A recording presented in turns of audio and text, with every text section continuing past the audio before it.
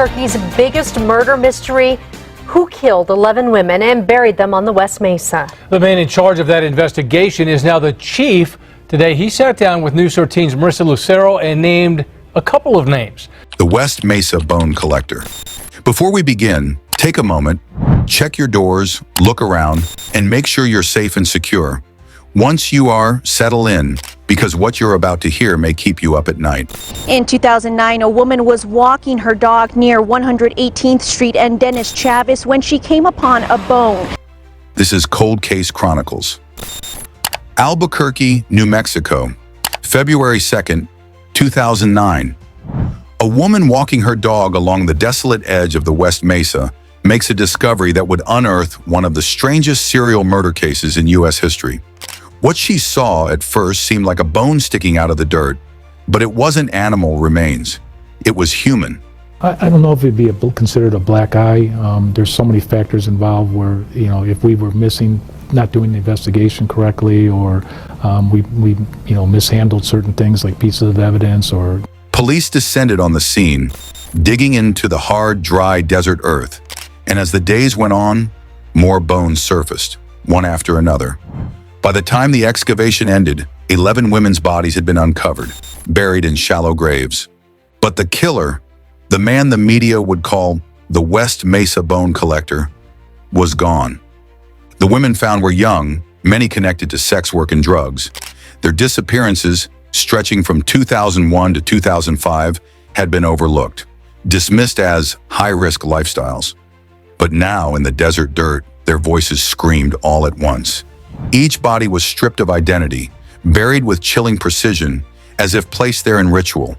No clothing, no belongings, just bones. It was clear the killer had a method. Police pieced together that someone had hunted these women for years, disposing of them in the quiet emptiness of Albuquerque's Mesa, confident no one would ever look there. But why stop in 2005? Why, after years of steady killing, did the bone collector simply vanish? The theories are as strange as the case itself. One name kept surfacing: Lorenzo Montoya, a man living near the burial site. Montoya was known for hiring sex workers and for violence. In 2006, he was shot and killed after allegedly trying to strangle a dancer. Conveniently, that's when the killing stopped. Was Montoya the bone collector killed before he could bury more bodies? Others pointed to cartels. Some victims had ties to drugs, and rumors swirled that the Mesa was a dumping ground for organized crime.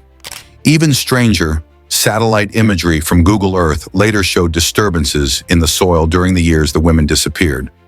Someone had been digging out there for years, right under the world's nose.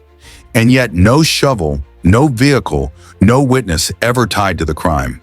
To this day, the West Mesa Bone Collector has never been identified. 11 women erased, left in the sand like discarded secrets.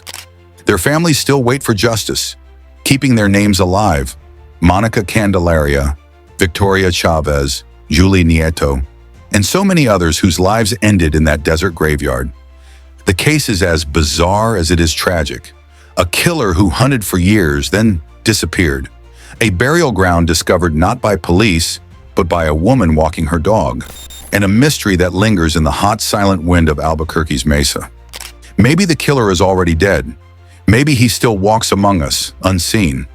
What is certain is that the desert never gave up its secrets willingly.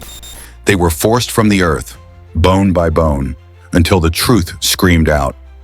But the bone collector himself remains a ghost. Another case still unsolved. Remember, stay alert, stay safe, and never stop looking over your shoulder. Until next time, this is Cold Case Chronicles.